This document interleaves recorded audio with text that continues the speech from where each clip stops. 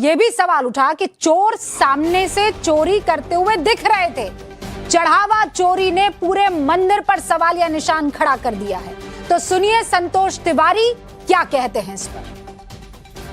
चोर सामने से चोरी कर रहे हैं,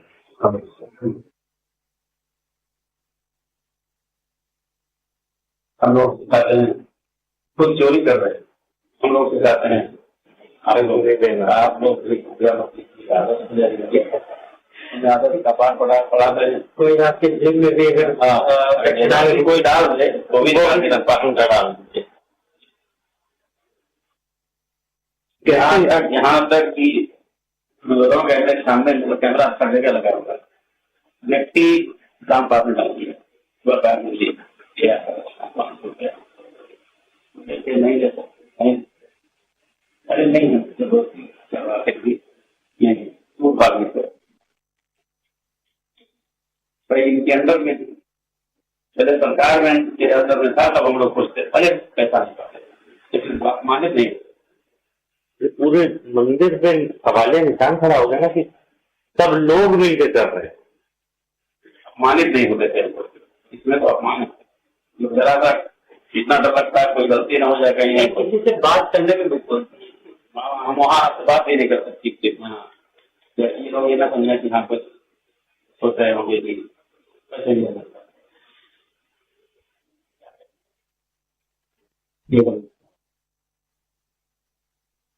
अब जिस तरह यहाँ बैठे हैं बात कर रहे हैं ना, मंदिर में बिल्कुल ये है कि इतना जानते हैं फिर आप ईश्वर की ओर से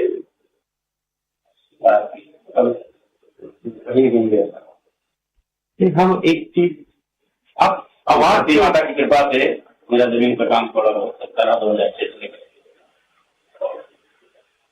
ठीक ठाक भी हुआ, जो भी आप नदीम की जमीन पे काम हुए।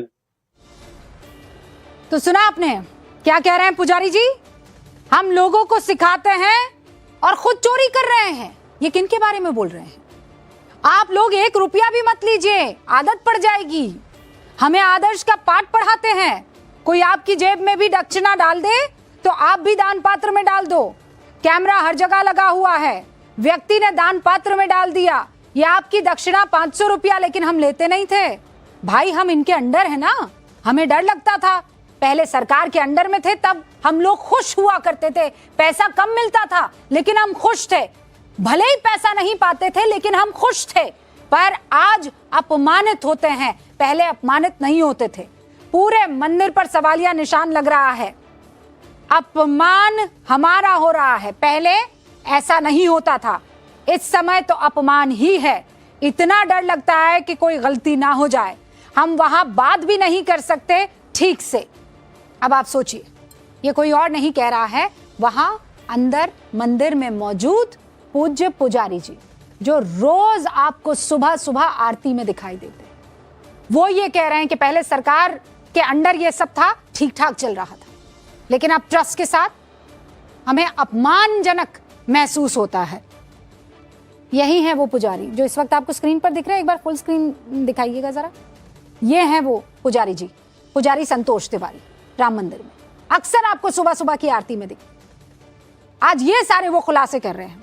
आचार्य जी, एक जल्दी से मैं आपका रिएक्शन इस पर चाहती हूँ, ये जो बड़े बड़े खुलासे यहाँ पर दिखाई दे रहे हैं और सुनाई दे रहे हैं। रूबिका जी, पहली बात तो ये कि आप तो पहले से ही राम भक्त हैं, लेकिन आज पता चला कि समाजवादी पार्टी, सनातनी समाजवादी पार्टी, समाजवादी पार्टी का नाम बदल करके सनातनी समाजवादी सनातनी SSP सनातनी समाजवादी पार्टी, तो इसका नया एक इसकी घोषणा हुई है अनुराग भदौरिया जी की तरफ से।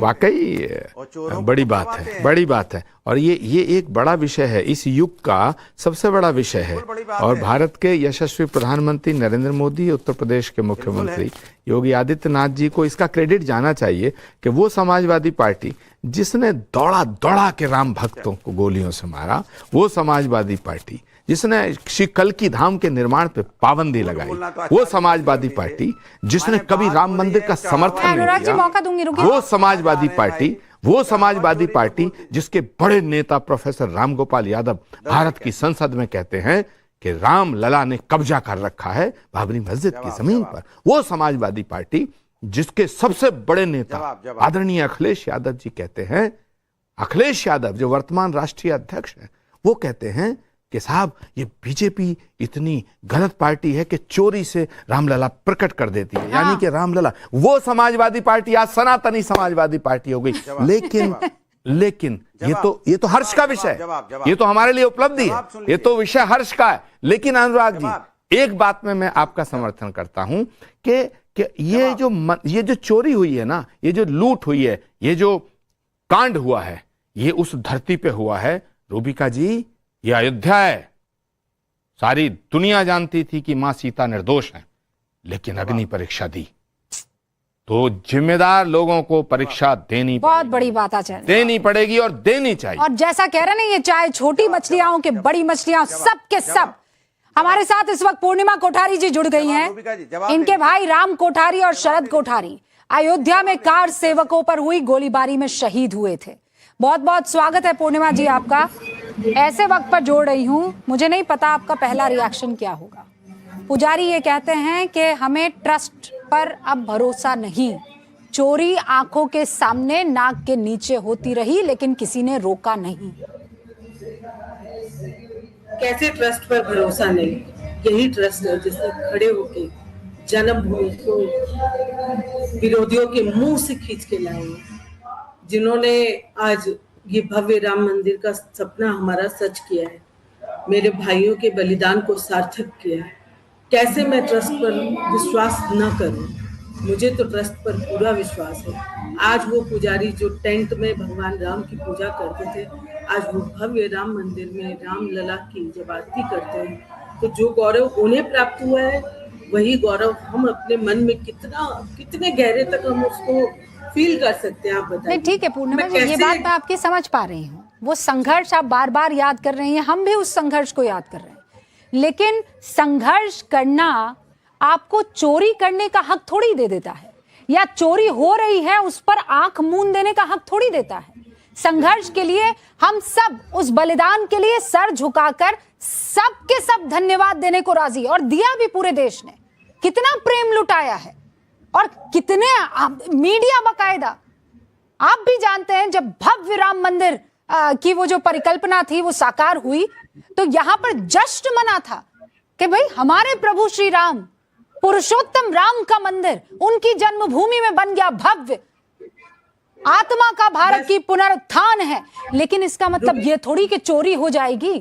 पूर्णिमा जी, चोरी होने देना क्या ये बड़ा पाप नहीं है?